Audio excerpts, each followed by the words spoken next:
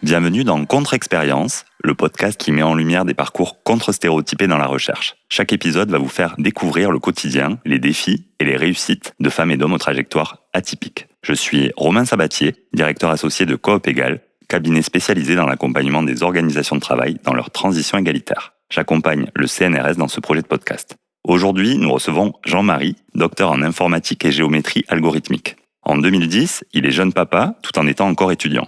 Une fois sa thèse en poche, sa carrière d'enseignant-chercheur est lancée. Puis la découverte de la maladie de sa fille va changer Jean-Marie et changer son parcours professionnel.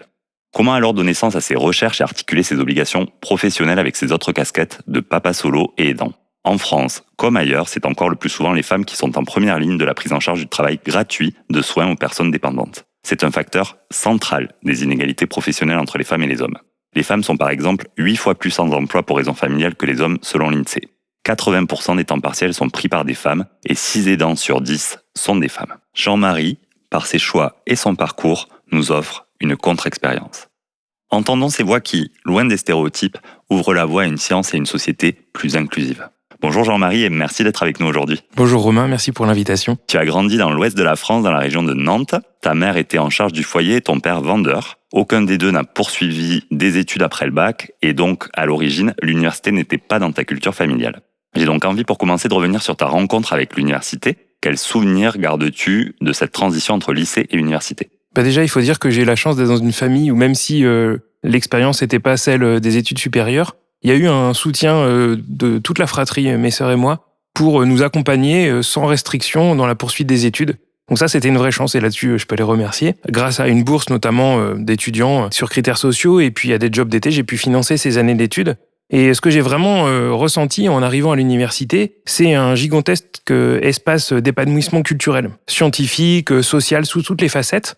Et ce qui m'a le plus marqué, c'est cette idée que, contrairement au lycée, où il y avait un peu un jugement, je le trouvais, entre les lycéens, l'arrivée à l'université, pour moi, ça a été une ouverture complète de non-jugement sur notamment, par exemple, la passion qu'on peut entretenir pour la culture scientifique, ce qui était un peu mon cas à cette époque. Jean-Marie, comment as-tu articulé ton parcours universitaire avec l'expérience de la paternité ? J'avais 23 ans quand je suis devenu père. C'est vrai, mon parcours universitaire, il était encore en cours à ce moment-là. Je venais de finir une double licence en mathématiques et en informatique, une licence puis une maîtrise, et j'avais tenté le concours d'entrée en 3e année à l'ENS de Cachan. Et à ce moment-là, quand on tente ce concours, on a l'opportunité, à cette époque où l'ENS de Cachan était à Paris et à Rennes, de choisir entre les deux sites. Et je crois, par frilosité provinciale, sans doute, j'ai opté pour Rennes. Avec la mère de ma fille, on était déjà séparés au moment où on a appris qu'elle était enceinte. Donc pour moi, c'était un peu un bouleversement, ce moment-là. Donc j'étais en train de finir mon master à Rennes. Et je me suis dit que puisque la mère de ma fille allait s'installer à Clermont-Ferrand, naturellement, moi, j'allais déménager là-bas. Donc ce que j'ai choisi de faire, c'est de prendre une disponibilité. À l'époque, j'étais à l'ENS et il fallait poser une disponibilité pour pouvoir quitter l'université temporairement. C'était quelque chose sans solde, donc il a fallu que je trouve, en arrivant à Clermont-Ferrand, un emploi. Finalement, j'ai eu la chance de rencontrer un neurochirurgien qui menait un projet de recherche sur quelque chose que j'ai trouvé passionnant d'un point de vue scientifique. Il avait besoin d'avoir une représentation cartographique de la surface du cerveau. Après un an de travail comme ingénieur de recherche dans son équipe, ça a permis de tracer les bribes qui sont devenues le sujet de la thèse que j'ai travaillé pendant 3 années et qu'on pourrait résumer comme représentation plane de surface 3D.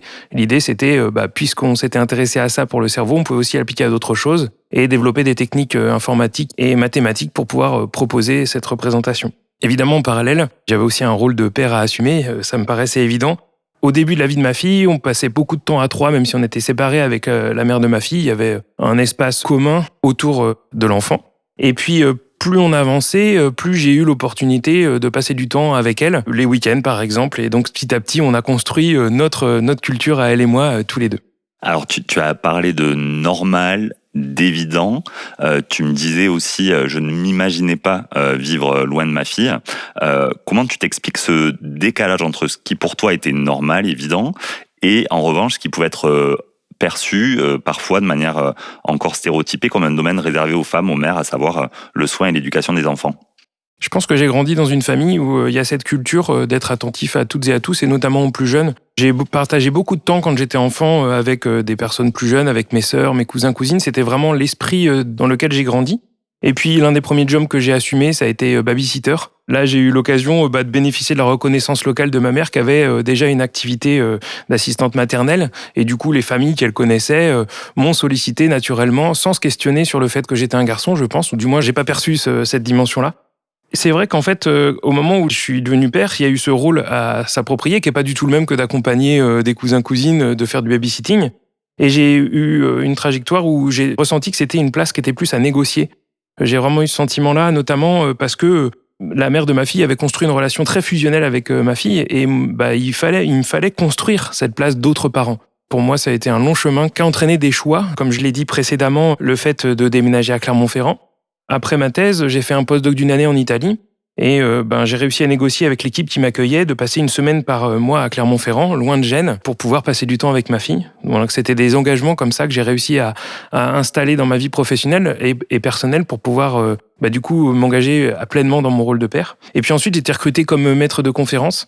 Sur la dizaine de postes qui étaient disponibles, j'en ai tenté un à Clermont-Ferrand et je l'ai obtenu. Heureusement, parce que sinon, je pense que j'aurais sans doute arrêté mon cursus universitaire. J'aurais stoppé la recherche dans le public parce que j'imaginais pas vivre loin de ma fille qui, elle, vivait à Clermont-Ferrand. Et j'ai le sentiment qu'aujourd'hui, ce que j'ai vécu, ce serait sans doute plus difficile pour plusieurs raisons. Principalement parce qu'il y a beaucoup moins de postes et donc d'opportunités d'avoir un poste dans la ville qu'on souhaite, c'est devenu quasiment impossible, je pense. Et en plus, cas particulier de Clermont-Ferrand, à l'époque, j'ai été recruté dans l'autre université, il y en avait 2. Aujourd'hui, les 2 universités ont fusionné, et comme il y a une politique de non-recrutement des locaux, si ça se passait aujourd'hui, j'aurais pas eu la possibilité de rejoindre l'université de Clermont-Ferrand et j'aurais dû quitter la ville. Ah oui, j'avais pas forcément pensé à cet enjeu de la fusion des universités. On sait que l'injonction à la mobilité peut faire obstacle à l'articulation des temps de vie, a fortiori quand on est parents séparés et qu'il est impensable que l'enfant et l'ex-conjoint ou conjointe suivent. Fort heureusement pour toi, tu as pu décrocher ce poste de maître de conférence à Clermont-Ferrand où était ta fille. Es-tu d'accord de revenir avec nous sur le moment du diagnostic ? Jusqu'à ses 6 ans, il n'y avait aucun symptôme apparent chez elle qui laissait penser qu'elle avait une maladie. Pendant son CP, il y a eu les services de santé et de l'éducation nationale qui ont fait un check-up chez tous les enfants comme c'est l'habitude et ils ont constaté qu'elle avait besoin de porter des lunettes. Donc on lui a mis des lunettes et puis pendant tout l'été, elle les a utilisées. Et à la rentrée, on a fait le constat que ça n'avait pas réellement amélioré sa vue. Donc on s'est rapproché des services hospitaliers et là a commencé un long processus qu'on peut qualifier d'errance médicale de 2-3 années avant d'identifier quelle était la maladie qui était en cause. Alors pendant cette attente longue, nous on a appris à s'adapter avec la déficience visuelle. On a exploré les techniques d'adaptation tactile, puis on s'est passionné pour la création radiophonique. C'est devenu une de nos passions à ma fille et à moi. Vraiment, on a construit des histoires audio. On s'est éclaté avec un micro et un enregistreur. Et puis sur le plan professionnel, c'était un moment où j'avais rejoint un jeune laboratoire de recherche en imagerie médicale qui était en cours de création. C'était un moment plutôt dynamique d'un point de vue recherche, mais dans un environnement pas très bienveillant, avec notamment un responsable d'équipe qui était clairement toxique dans son comportement. J'ai le sentiment de le voir comme quelqu'un qui broie les doctorants au service de son aura scientifique. C'était vraiment pas un contexte satisfaisant. Nous, on était une brochette de jeunes maîtres de conférences recrutés pour accompagner la création de ce laboratoire et de cette équipe. Et il a tenté de nous entraîner dans son fonctionnement. Nous, on a mis beaucoup de temps à se désolidariser parce que c'était la démarrage de l'équipe. On n'avait pas la lucidité de percevoir sans doute que sa personne, elle entachait l'énergie collective. Et je me souviens très bien d'un jour, dans ce contexte-là, j'étais en salle des profs à l'IUT et puis il y a la mère de ma fille qui m'a appelé pour me confirmer que c'était bien la maladie de Batten. Elle s'appelle la maladie de Batten dont était porteuse ma fille. Et là, on avait déjà identifié que c'était sans doute la maladie possible. Donc c'est une maladie neurodégénérative avec beaucoup de conséquences et une espérance de vie assez courte. Tout ça, c'était un peu fracassant. Sur le moment, ça nous a un peu foudroyés. Et ça arrivait dans un moment de tension au travail, comme je le disais précédemment. Donc je suis allé voir quand même le responsable de l'équipe pour partager avec lui le fait que j'aurais moins de capacité à m'engager dans les temps prochains parce que j'allais être préoccupé et engagé dans l'accompagnement des besoins de santé de ma fille. Et j'ai senti qu'il n'était pas en capacité d'accueillir ça. Et il a fini la conversation en disant ça va, elle n'est pas morte ta fille. Alors moi j'avoue que ça m'a un peu fait mal, quoi. J'ai cette violence brutale, c'est tombé comme une bombe finalement. Et c'était toujours dans ce contexte difficile, avec un collègue qui venait de faire un burn-out, avec en même temps l'envie de faire vivre un jeune laboratoire. Avec les collègues, on s'y retrouvait pas forcément, notamment sur les pratiques professionnelles, mais aussi sur la thématique de recherche. Et donc, on a fini par partir changer de laboratoire en accord avec les directeurs de laboratoire et puis le président de l'université.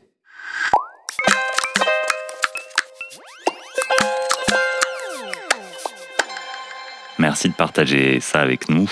Nouveau gros virage professionnel donc pour toi, pour contourner un obstacle qui aurait pu te mettre fortement en danger. Donc bravo pour votre décision collective de partir. C'est jamais évident de dire non, de dire stop. Et dans ton nouveau labo d'accueil, du coup, comment es-tu parvenu à articuler ta casquette d'enseignant-chercheur et celle de papa solo et aidant d'une fille atteinte d'une maladie qui va petit à petit l'handicaper de plus en plus? Je dois dire que dans ce nouveau laboratoire, c'était un environnement de travail plutôt bienveillant où il y avait de l'espace pour mener des projets de recherche et puis créer de nouvelles choses. Donc je m'y suis senti vraiment bien, même si en parallèle, effectivement, les besoins liés à la maladie faisaient que d'augmenter. Je me suis trouvé quand même à assumer les deux engagements. Ce qu'il faut dire, c'est que l'organisation du temps de travail d'un maître de conférence, elle est particulière dans le sens où s'il y a des cours à heure fixe, il y a une grande flexibilité sur l'organisation temporelle de la partie recherche. Et donc, ça m'a permis d'allier un petit peu, d'ajuster mon emploi du temps pour assumer les deux casquettes en mettant les bouchées doubles les soirs et les week-ends pour assumer l'engagement professionnel. Aussi, au fil du temps, ce qui m'a aidé à avancer, c'est que, puisque mon plaisir et mes centres d'intérêt, c'est de résoudre les problèmes, j'ai très vite compris que la question de la déficience visuelle, ça pouvait être un champ d'exploration scientifique. J'ai rencontré des professionnels de santé dans l'établissement où était accueillie ma fille qui avaient besoin d'outils et on sentait une frustration au fait qu'il n'y avait pas de choses qui existaient, notamment par exemple la représentation de la ville. C'était un des points sur lesquels il n'y avait pas beaucoup d'outils disponibles. Comme la cartographie, c'est une question proche de la géométrie puis que ça me passionne. Je suis allé rencontrer une équipe de recherche à l'IGN et je leur ai proposé de monter un projet de recherche. En quelques années, on a ficelé un partenariat qu'on a entretenu et puis ça a abouti sur un projet ANR dont l'objectif était de produire des cartes accessibles aux déficients visuels. On a inclus une autre équipe de recherche à Toulouse, l'équipe Cherchons pour voir. Et donc, d'un point de vue personnel et professionnel, les deux se tissaient bien. J'y retrouvais la passion qui anime mes activités du quotidien. Ce qu'il faut dire en même temps, c'est qu'il y a une intensification des tâches de maître de conférence. Il y a toujours plus de choses à faire. On sent bien cet engagement constant sur les tâches administratives à l'IUT, par exemple, sur les prises de responsabilité. En recherche, c'est monter des dossiers de demande de financement, les obtenir, faire du reporting, suivre les projets évidemment, et puis accompagner en ressources humaines les recrutements, accompagner aussi les jeunes chercheurs, développer un axe de recherche. C'est un temps important. Et je trouve que ça fait assez bien écho à ce qui se passait de l'autre côté dans ma vie personnelle, où de plus en plus, les rendez-vous médicaux ils sont devenus de plus en plus importants. Il y avait des besoins nouveaux qui sont installés en motricité, en nutrition, en orthophonie, plus tard en incontinence. On s'est retrouvé à médicaliser de plus en plus la maison. Du coup, d'un point de vue logistique, à devoir l'équiper pour qu'il y ait de plus en plus de dispositifs médicaux, à coordonner les équipes de soins, à organiser les livraisons médicales, à monter les dossiers pour faire les demandes MDPH. Finalement, la diversité d'activités, elle était assez similaire dans mon cadre privé et dans mon cadre professionnel. Et je dois avouer que là, en tant qu'enseignant-chercheur, finalement, je me suis senti bien préparé à celle d'être un aidant familial. Et alors là, je me pose la question, les gens qui n'ont pas cette formation-là, comment ils s'y retrouvent, quoi ? Et j'avais en plus la chance d'avoir dans mon contexte professionnel des collègues qui étaient bienveillants, qui connaissaient la situation et qui acceptaient d'ajuster autant que possible l'organisation collective pour que je ne sois pas mis en difficulté et que je puisse assumer mes rôles. Mais au bout d'un moment, il faut avouer, ça a coincé, c'était trop compliqué. Notamment le moment où ma fille, elle a plus été accueillie en journée dans le centre et donc s'est retrouvée à temps plein à la maison. Et là, il a fallu que je réarrange complètement mon organisation personnelle. C'est pile à ce moment-là d'ailleurs que le directeur de l'UIT, il a modifié les engagements des différents enseignants-chercheurs et m'a retiré les enseignements de master que j'aimais bien pour m'imposer des enseignements en première année sur la transmission de l'usage de l'Excel, qui n'est pas une de mes passions favorites. Et pendant l'entretien un peu tumultueux qu'on a eu ensemble, où je lui disais que moi, j'y trouvais pas mon compte en tant que professionnel, à la fin, je lui ai dit, mais si ça continue comme ça, il y a trop de tension et puis trop d'engagement aussi sur les aspects personnels, je vais partir dans le privé. Et puis quand j'ai quitté son bureau, en marchant en direction du tram, je me suis dit, mais en fait, c'est exactement ce que je vais faire. Je vais essayer de trouver quelque chose dans le privé. Donc, nouveau gros virage pour toi. On sent clairement à t'entendre cet entrechoc entre, d'une part, ta réalité de vie, l'énergie, la souplesse mise à tout faire tenir ensemble, les besoins de ta fille et ta grande passion pour la recherche, et d'autre part, la rigidité et la froideur d'un système professionnel régi par ses propres contraintes et qui laisse peu de place à la prise en compte humaine des situations. Pourquoi aller dans le privé a été à un moment donné une porte de sortie pour toi? Moi, mon objectif, c'était de basculer à temps partiel. Donc, quand je suis allé voir les ressources humaines de l'université pour leur demander un aménagement, ils m'ont proposé un temps partiel, mais je sais que maintenir cette énergie de recherche, c'est pas imaginable avec un temps partiel. Je l'évoquais, on n'arrive pas à s'arrêter, quoi. C'est pas possible. Et donc, j'ai demandé à prendre une disponibilité pour sortir de l'université, pour retrouver une sérénité et pouvoir endiguer le temps de travail dans un emploi du temps, disons, à heure fixe. Il n'y a pas eu de difficulté, les RH de l'université m'ont bien accompagné là-dessus et effectivement, en quelques mois, j'ai pu trouver un mi-temps dans une entreprise privée sur un sujet que je trouve intéressant ou sur lequel je m'épanouis techniquement et scientifiquement, mais pour lequel je sais que quand je sors du bureau, je peux pleinement me consacrer du coup à l'engagement que j'ai auprès de ma fille. Jean-Marie, ton expérience est une contre-expérience au sens où elle va à rebours de plusieurs stéréotypes de genre et constitue encore une expérience minoritaire. Selon les chiffres du ministère de la Justice, seul un père sur 5 séparés demanderait la garde alternée. Les données manquent encore concernant les familles séparées avec enfants handicapés. On rappelle aussi que 4 temps partiels sur 5 sont pris par des femmes et qu'aujourd'hui encore, les aidants sont majoritairement des aidantes. Pourquoi ? Car dans le système sexiste, s'occuper des autres et en particulier des enfants, le plus souvent de manière gratuite, est un rôle traditionnellement associé aux femmes, quand le fait de faire carrière professionnellement et de bien gagner sa vie est associé aux hommes. Ta fille a aujourd'hui 20 ans. Avec du recul, Jean-Marie, comment tu analyses ton parcours du point de vue du genre ? Je pense que j'ai eu la chance de graviter dans un milieu associatif et social où il y avait un engagement militant fort sur des thématiques qui étaient liées au féminisme, à la question des normes de genre ou encore des personnes qui étaient en réflexion sur la fluidité de genre, qui m'a permis de me sensibiliser à ces questions-là, d'être en capacité d'être un allié, même si je suis pas une personne concernée par ces discriminations. J'ai quand même eu le sentiment qu'en tant qu'homme investi dans un rôle de père et d'aidant auprès d'une fille handicapée, il y avait 2 phénomènes qui se passaient. D'un côté, c'était un engagement qui était survalorisé, un peu le syndrome du super-héros dont parlent les antivalidistes, et de l'autre côté, on avait l'impression qu'il y avait beaucoup de freins plus institutionnels que je ressentais. Typiquement, les institutions elles s'adressent en priorité à la mère d'un enfant. Toutes les démarches administratives, elles sont adressées à la mère. J'ai trouvé que c'était encore plus rendu compliqué quand il y avait une famille séparée parce que des fois, je rate des informations. Il y a quelques exemples que je peux citer comme ça. Quand il y a un rendez-vous à l'hôpital, il y a un SMS qui est envoyé, il est envoyé à la mère de l'enfant. Et donc, si c'est moi qui l'accompagne, il faut que je trouve un moyen de le savoir. Encore quand on faisait des visites médicales, typiquement avec la neuropédiatre tous les 6 mois, le compte-rendu, il m'était pas envoyé au début. Je pense que c'est au bout de 7 années que j'ai réussi à obtenir un compte-rendu de ces rencontres-là. Alors on peut faire le parallèle avec l'injonction faite aux femmes à jouer ce rôle, évidemment, à mettre leur vie professionnelle et puis sociale entre parenthèses. Et inversement, les hommes, il y a un peu une injonction à s'engager dans la vie sociale sans restreindre leur engagement pour des raisons personnelles. Moi, je me suis pas ressenti concerné par ça parce que c'était pas ma culture. On t'a pas proposé moins de projets ou de travail ou de responsabilités parce que aussi il y avait ce tenace stéréotype de monsieur gagne-pain à qui on va proposer des heures supplémentaires à l'arrivée d'un enfant alors qu'inversement on va proposer à madame un temps partiel. Exactement, ouais, c'est vraiment ça qui se passe. Et aujourd'hui, ce qu'il faut se dire, c'est que nos quotidiens, il s'est un peu inversé dans le sens où moi j'habite en centre-ville, je suis proche des dispositifs de service public. Quand la mère de ma fille, elle habite à la campagne, elle en est plus loin. Et puis peut-être aussi on peut dire elle est moins sociable. Et donc il y a eu un renversement des rôles. Aujourd'hui, c'est moi qui suis l'interlocuteur principal des équipes médico-sociales. Et donc dans ce cadre-là, c'est finalement moi qui joue ce rôle-là plus qu'elle. Je me suis aussi engagé dans des associations comme l'association Vaincre les maladies lysosomales qui regroupe les maladies lysosomales dont fait partie la maladie de ma fille. Je me suis impliqué au bureau et ce que j'ai constaté au fil du temps, c'est qu'il y avait beaucoup plus de femmes qui étaient impliquées dans ces structures-là. Et d'ailleurs, régulièrement, on me fait cette remarque qu'être un homme dans ce milieu-là, c'est plus rare.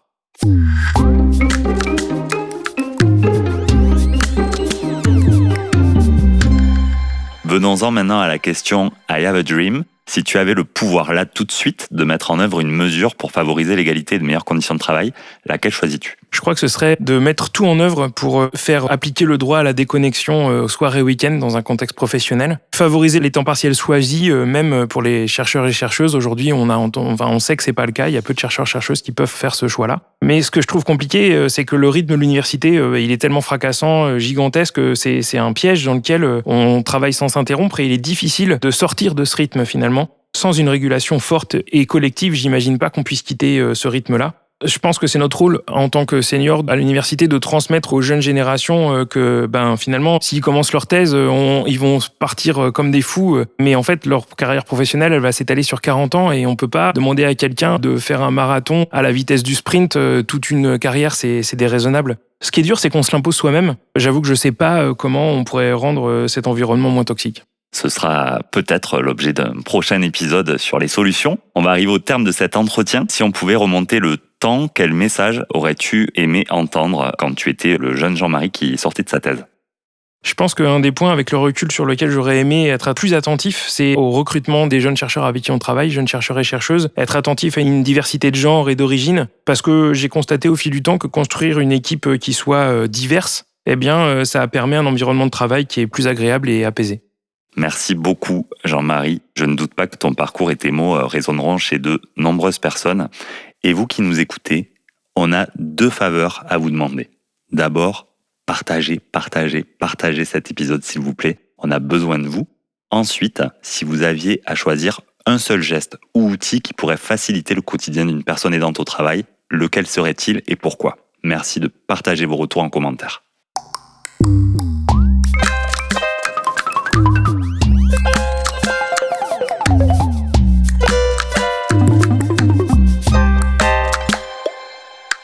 Contre-Expérience est un podcast rendu possible grâce au Fonds en faveur de l'égalité professionnelle femmes-hommes, piloté par la Direction générale de l'administration et de la fonction publique.